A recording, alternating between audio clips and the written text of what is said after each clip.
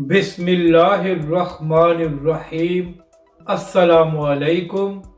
आप देख रहे हैं यूट्यूब चैनल आम सी बातें। अब किसी सहाफ़ी को जुल्म नज़र नहीं आएगा। तहरीक लब्बैक के रुकन शुरा को गिरफ्तार कर लिया गया। इस वीडियो में हम इसी के मुतालिक बात करेंगे।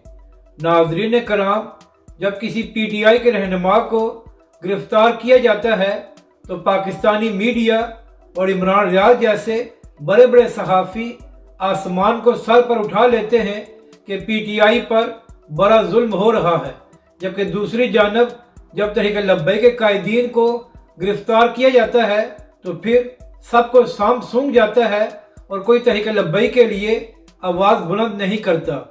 नाज़रीन कराम, आज से 6 हफ्ते पहले तहरीक लब्बैक पाकिस्तान ने हरीपुर हवेलिया में मिलाद की पुरअमन रैली निकाली थी, जहां पर पुलिस की जानब से तहरीक लब्बैक के कारकुनों पर शेलिंग की गई थी और तहरीक लब्बैक के कारकुनों पर गोलियां भी चलाई गई थी, जिसकी वजह से 5 कारकुन शहीद हो गए थे और बहुत से कारकुन जख्मी भी हुए थे। तो नाजरीन कराम, इसके बाद होना तो ये चाहिए था कि जिन लोगों ने तहरीक लब्बैक के पुरअमन जुलूस पर गोलियां चलाई और तहरीक लब्बैक के कारकुनों को शहीद किया, उनके खिलाफ कार्रवाई होती और उनके खिलाफ मुकदमात को दर्ज किया जाता। लेकिन इसके बाद आप जुल्म की इंतहा देखें कि एक तरफ तहरीक लब्बैक के कारकुनों को शहीद किया गया और दूसरी जानब अल्लामा साद हुसैन रिजवी समेत तहरीक लब्बैक के कायदीन पर मुकदमात दर्ज किए गए।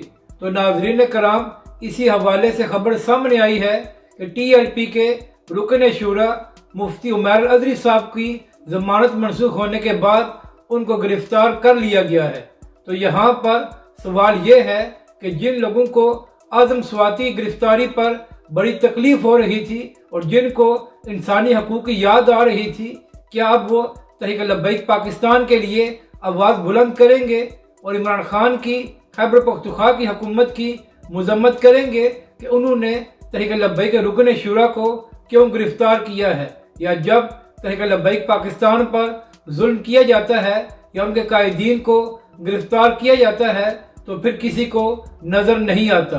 अपनी राय का ज़रूर इजहार करें कि आपको ये वीडियो कैसी लगी और हमारे इस चैनल को भी सब्सक्राइब करें।